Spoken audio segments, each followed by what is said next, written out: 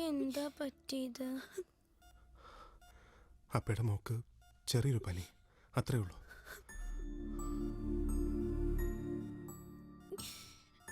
ഭാവയ്ക്ക് പനി വന്നുകൊണ്ട് അമ്മ എന്തിനാ കരയുന്നത്?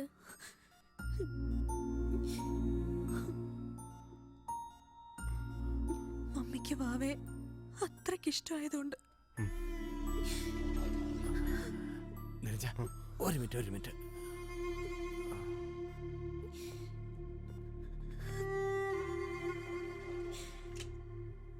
എന്തായി? വില ഇത്തിരി കുറഞ്ഞാലും വീട് അവർ വാങ്ങാൻ ഉറപ്പ് പറയുന്നുണ്ട്. പക്ഷേ അവർക്ക് ക്യാഷിന് 2 ദിവസം സമയം വേണം.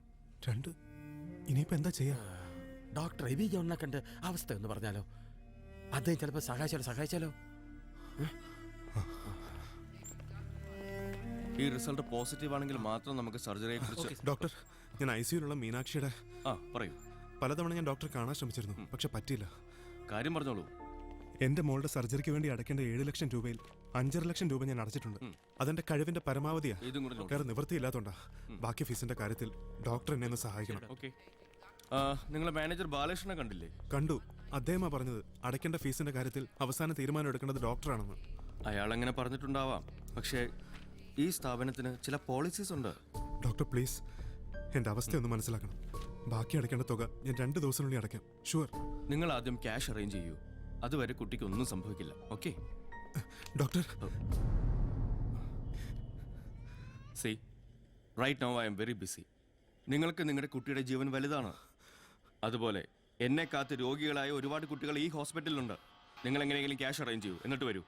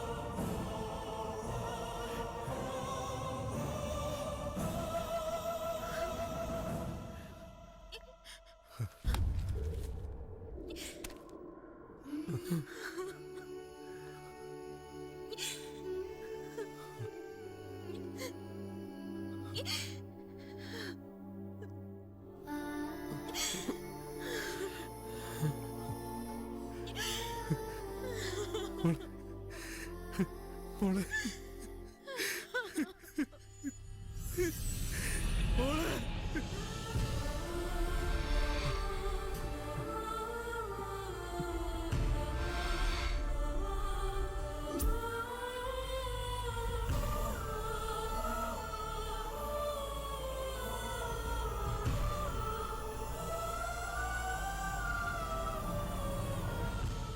നിരഞ്ജൻ, സമ്മതിച്ചു, തെറ്റെൻ്റേതാണ്.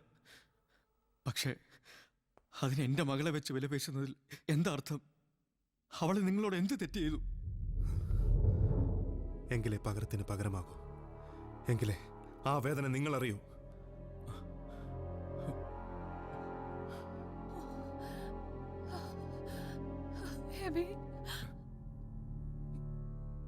ഒന്നും ഞാൻ മനഃപൂർവ്വം ചെയ്തതല്ല.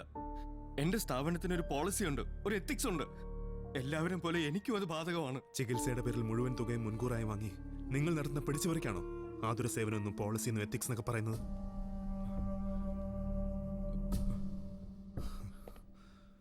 നിരഞ്ജൻ, നിങ്ങൾ പറയുന്ന ഒന്നും ഞാൻ നിഷേധിക്കുന്നില്ല. നിങ്ങൾക്കുണ്ടായ നഷ്ടത്തിന് പരിഹാരമായി നിങ്ങൾ പറയുന്നത് എന്തും ഞാൻ ചെയ്യാം. എവിടെ വേണേലും എല്ലാം ഞാൻ തുറന്നു പറയാം. പക്ഷേ ഞങ്ങളുടെ മോളെ ഞങ്ങൾക്ക് തിരിച്ചു തരണം, പ്ലീസ്.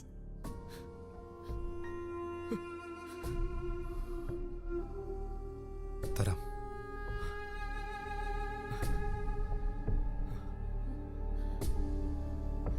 പക്ഷേ ഇന്നല്ല, നാളെ.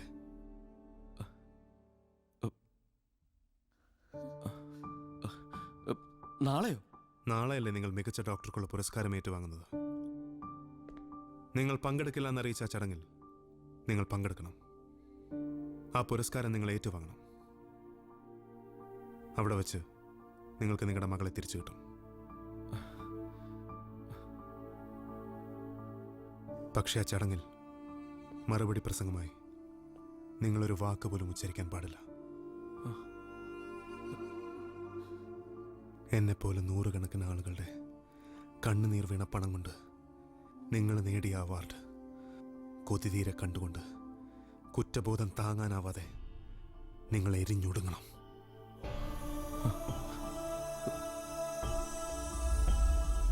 മറിച്ച് എൻ്റെ വ്യവസ്ഥ തെറ്റിച്ച് നിങ്ങളൊരു കുമ്പസാരത്തിന് ഒരുങ്ങിയാൽ പിന്നെ നിങ്ങളുടെ മകളുടെ ജീവനോടെയുള്ള മുഖം നിങ്ങൾ കാണില്ല.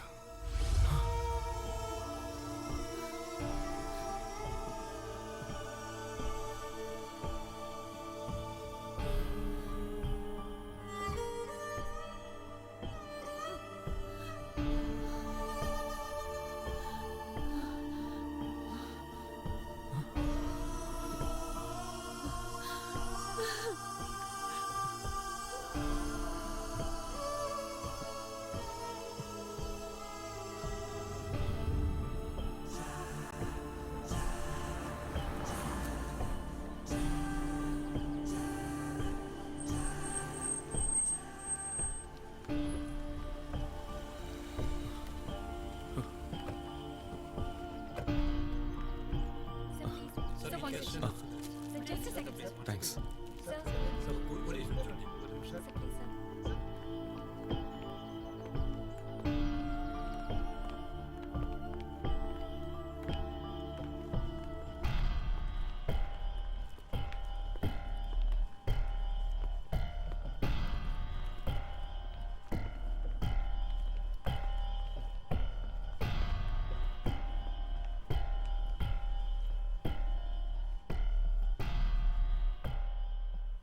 മെഡിക്കൽ സയൻസിന് തൻ്റെ അച്ചീവ്മെന്റ്സിലൂടെ പുതിയ അറിവുകളും പുതിയ തിയറികളും തന്ന ആളെന്ന നിലയിലാണ് ഡോക്ടർ എബി ജോൺ ഇവിടെ ആദരിക്കപ്പെടുന്നത്. ഈ ചടങ്ങിൽ പങ്കെടുക്കാനുള്ള മാനസികാവസ്ഥയിലല്ല അദ്ദേഹമെന്നുള്ളത് നമുക്കെല്ലാവർക്കും അറിയാം. എങ്കിലും ഈ അവാർഡ് വാങ്ങാനെത്തിയ ഡോക്ടർ എബിയുടെ ഡെഡിക്കേഷനെ ഞാൻ അഭിനന്ദിക്കുന്നു.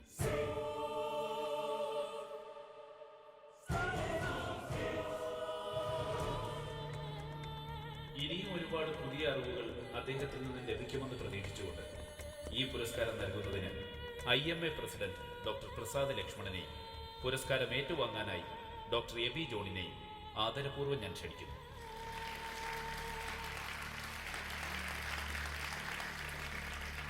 Doctor Aby John.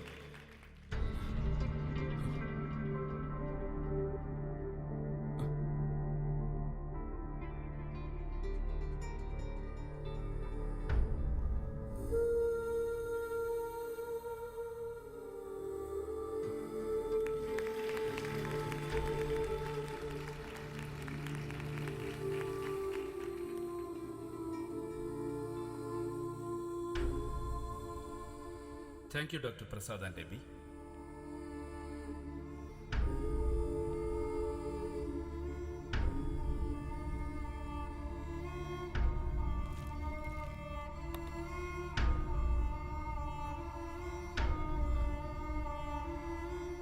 Now I request Dr. Ebi John to say a few words. Dr. Ebi?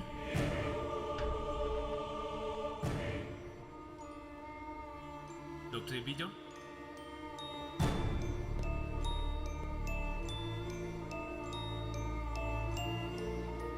Please, Dr. Ebi John.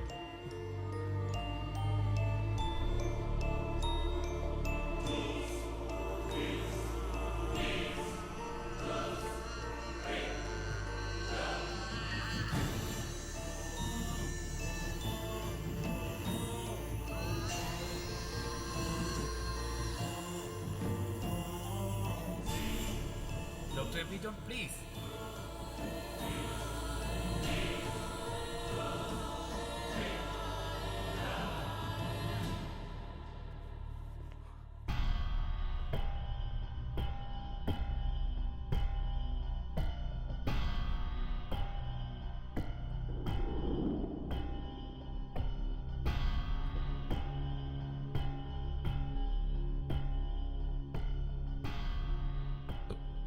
ഞാനടക്കമുള്ള എൻ്റെ സഹപ്രവർത്തകർക്ക് വേണ്ടിയാണ് ഞാനിപ്പോൾ സംസാരിക്കുന്നത്. എൻ്റെ ഡെഡിക്കേഷനെ പറ്റി, ഞാൻ ചെയ്ത സേവനങ്ങളെപ്പറ്റി ഇവിടെ പുകഴ്ത്തി സംസാരിച്ചു. ഒന്നും നിഷേധിക്കുന്നില്ല. പക്ഷേ മെഡിക്കൽ എത്തിക്സ് മറന്ന് ഞാൻ തെറ്റായി പ്രവർത്തിച്ചിട്ടുണ്ട്.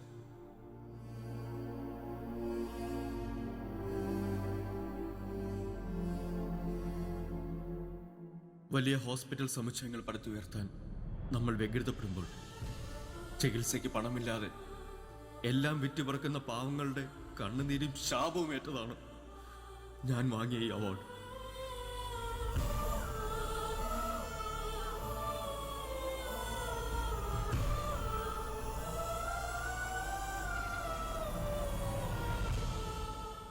അതുകൊണ്ട് ഈ അവാർഡിന് അർഹനല്ല എന്ന് തിരിച്ചറിഞ്ഞുകൊണ്ട് ഞാനിത് ആദരപൂർവ്വം തിരിച്ചു നൽകുന്നു.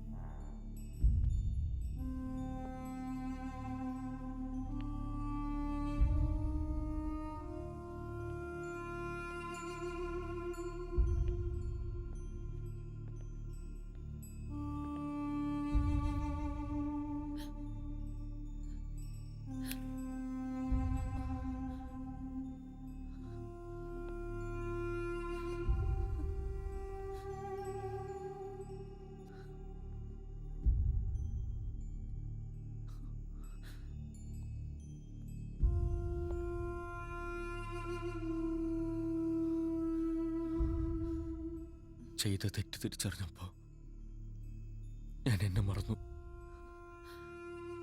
നമ്മുടെ മോളെ മറന്നു. നീ എന്നോട്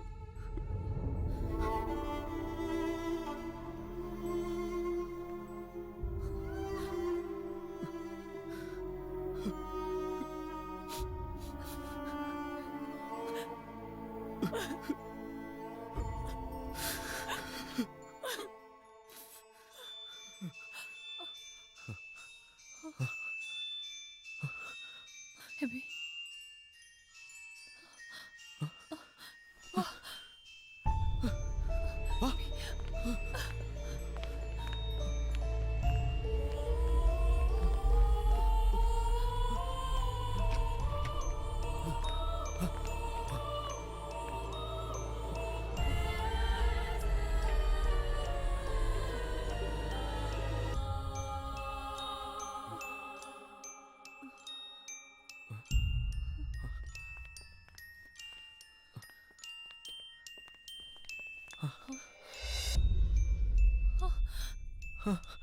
മോളെ അച്ചുമോളെ മോളെ അച്ചുമോളെ മോളെ മോളെ മോളെ കണ്ണുറക്ക് മോളെ.